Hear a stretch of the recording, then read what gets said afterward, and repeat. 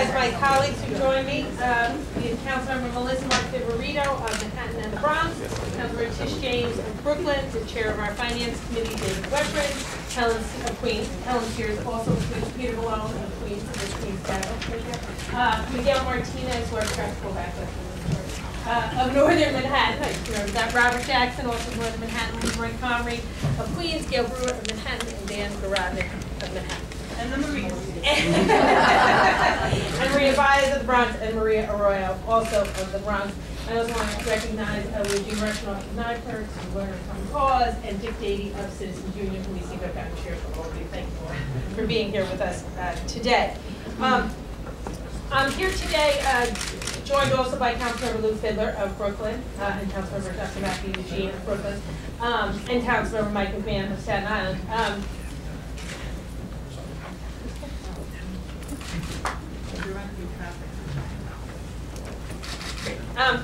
We're here today to announce reforms that will be implemented, best practices that will be implemented in the 2009 budget, which we will be adopting in the next 6 to 8 weeks.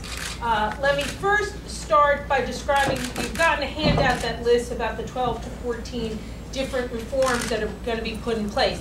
I'm not going to outline each and every one of them, but we're happy to answer questions on any of them. I'm going to focus on the most significant ones. I want to thank all of my colleagues who over the past 2 weeks or so have worked with us on developing these. I want to thank the folks at Citizens Union, NYPIRG in particular, who've worked with us on developing these, and also the folks at the Attorney General's office and Attorney General Cuomo himself for helping us develop these reforms. Folks might remember there was an original package of reforms that I announced a few weeks ago. Many of those are part of this reform. Let me say that those package of reforms and best practices focused almost exclusively on the $20 million that is part of the Speaker's discretionary fund. And to remind folks, there's a $20 million Speaker's discretionary fund. There's about a $15 million fund that is for member items in council members' districts, and then there is about $300 million that gets put into the budget as council initiatives, council priorities, council restoration. About $174 million of that is done at some level of discretion by council members, the budget negotiating team, or the council as a body. The reforms we are talking about today are incredibly significant, and in some ways more significant than the original set of reforms, because they focus on all allocations that come with council discretion that are greater than $10,000.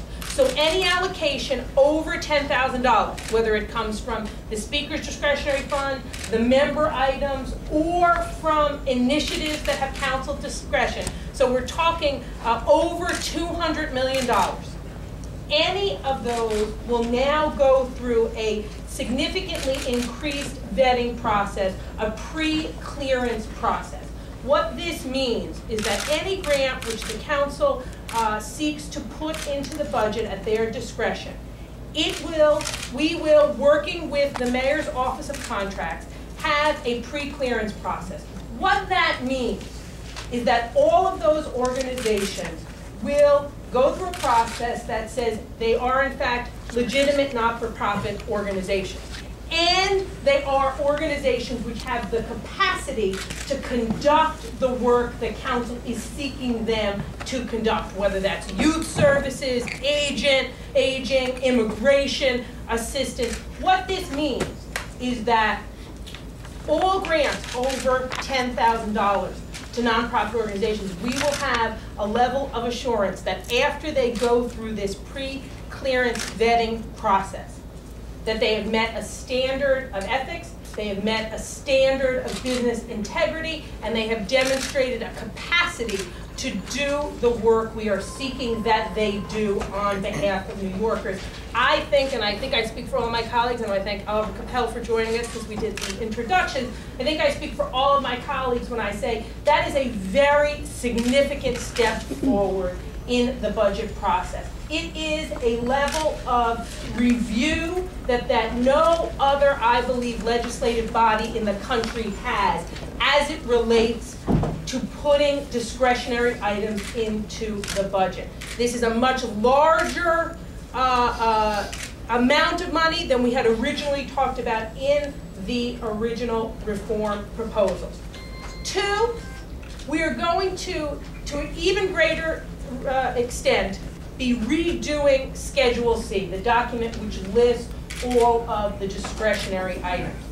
What will occur, and some of this already occurs, is you will see the list of the identification of an organization, the name of the council member or members who requested that funding, the district or districts that it serves, the public purpose of that funding. If there is a council member who has a disclosure relevant to that organization, that will be listed there on Schedule C so folks can see it. Also in Schedule C, the fiscal conduits will be broken out so that that is clear. And I'm not really sure this is a word, but the fiscal conduits, the group to which the money is directed, will be clearly listed with the fiscal conduits in Schedule C, so that is obvious for everyone to see. All organizations seeking money over $10,000 or less than $10,000 will have to fill out organizational qualification forms. This will be an increased level of information that we will be seeking from the organizations that we fund, regardless at what level. Beyond that, we'll be working with the Attorney General's office to verify with the Attorney General's office the non-for-profit status of organizations that are required to be not-for-profit or claim that they are. We will also be working with the Attorney General's office to confirm that taxes have been filed for all the organizations that we are seeking to fund. For funding requests less than $10,000, that there will be a vetting process that will be conducted by the City Council's finance staff. We'll be moving forward with the idea of creating a Chief Compliance Officer for the City Council. We will also be implementing a database that mirrors this Project Sunlight of the Attorney General. That might not be up and running the day after we pass the budget, but it'll be up and running as soon as it possibly can be. It will have all of the Schedule C information that I outlined. It will have all of the organizational qualification forms. It will have all of the council members' disclosure forms, and it will be linked to the city clerk's lobbying list. In addition, any organizations that receive funding from more than one agency, so if you get funding from Department for the Aging and Department of Youth and Community Development, you will be flagged for greater review and vetting by the City Council's finance staff. It doesn't mean there aren't organizations out there that can do both of those types of works, but we think that it's a responsible thing to check and confirm before we allocate the funding that they actually have the capacity to do all of the functions that we are seeking them to do.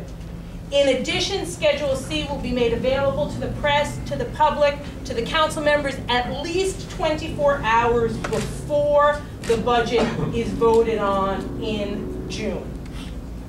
We are also going to make sure that the funding that council members give to organizations through the Department for the Aging and the Department for Youth and Community Development, many of you may know that those funds have historically been allocated and assigned after the budget adoption.